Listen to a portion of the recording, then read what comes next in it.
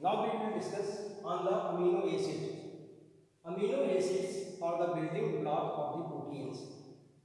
There are 20 types of amino acids which are arranged in a spatial arrangement and forms the legs of the proteins in eukaryotic cells as well as thousands of the proteins in prokaryotic cells. Only 20 amino acids in different sequence are arranged and are also responsible for the specific biological activity of the proteins. The biological role of the proteins depends on the sequence and type of the amino acids.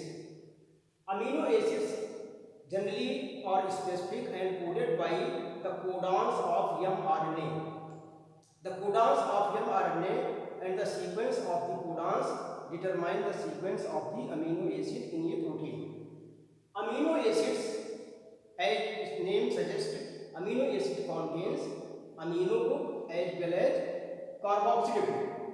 Amino acids in aqueous solution ionize and forms amphoteric type of ions which are known as Zwitter ions. So they are amphoteric in nature.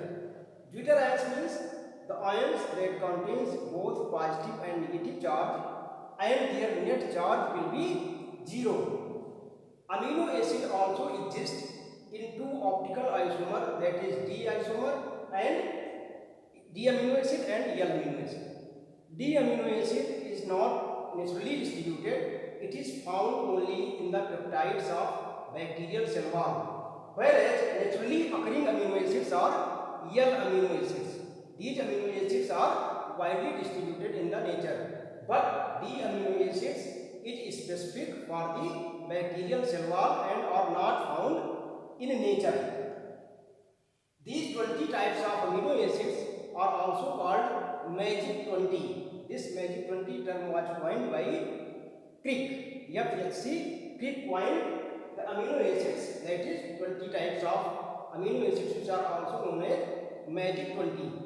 So these amino acids are responsible for the structure of the proteins. They are also the building block of the proteins.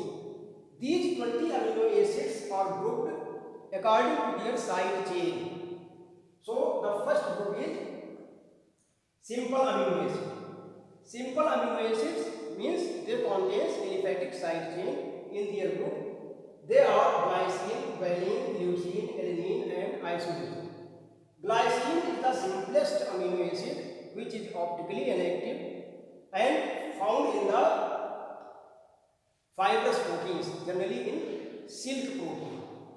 Valine, leucine, alanine, isoleucine, these all proteins are insoluble in water and found in the fibrous protein. Alanine is the major component of collagen. It forms 30% part of the collagen. Glycine also participates in the structure of the collagen. Hydroxy amino acid means those amino acids which contains hydroxyl group. These amino acids include serine and threonine. These amino acids on their hydroxyl group may be phosphorylated and are the major component of phosphoproteins such as egg proteins and casein. Sulfur containing amino acid. Sulfur containing amino acid means they contain sulfur. Cysteine and methionine are such type of amino acid. Cysteine contains sulfidyl group. Sulfidyl group that forms the basis of disulfide bond because two cysteine molecules reacts with each other and they are joined by disulfide bond. Disulfide bond means this type of non-covalent bond. So these bonds help in the stabilization of the protein molecule. Two cysteine molecules form cysteine. Cysteine is a component which contains cysteine molecule joined by disulfide bond. Disulfide bond is a weak bond and type of non-covalent bond which help in the stabilization of different level of the protein structure. Acidic amino acid, aspartic acid and glutamic acid. These amino acids are negatively charged and generally found in the active site of the enzymes, and they help in the catalytic process and for the stabilization of enzyme substrate complex. So aspartic acid and glutamic acid also phosphorylated and modified with amino acid amide. These aspartic acid and glutamic acid may be modified by amino group and forms asparagine and glutamine. So they are called amide, amino acid amide. Glutamic acid is also important in normal life.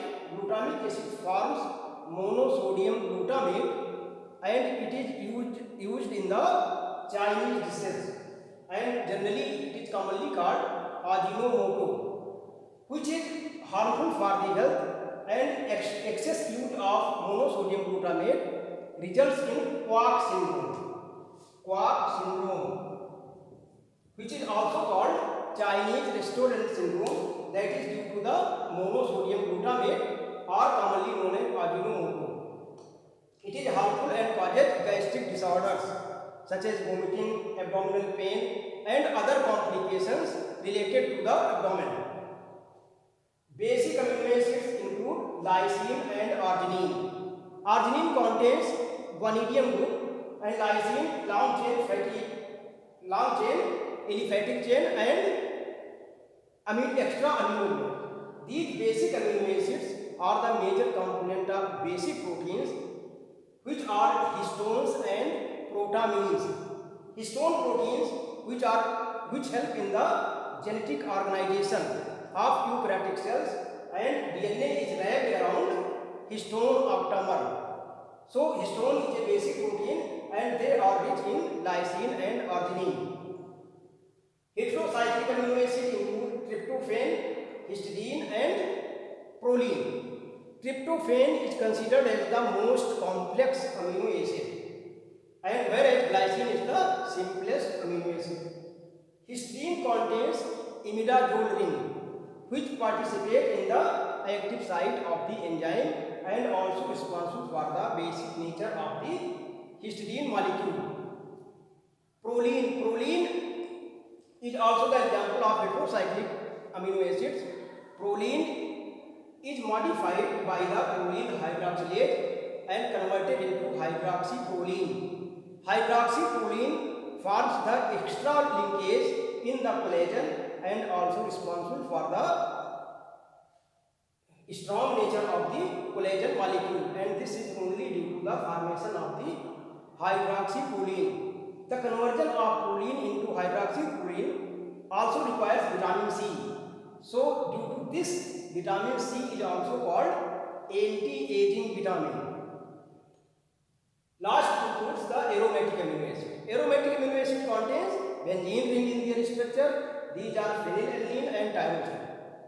Phenylalanine is important and are involved in the synthesis of important biomolecules such as melanin and a neurotransmitter dopamine.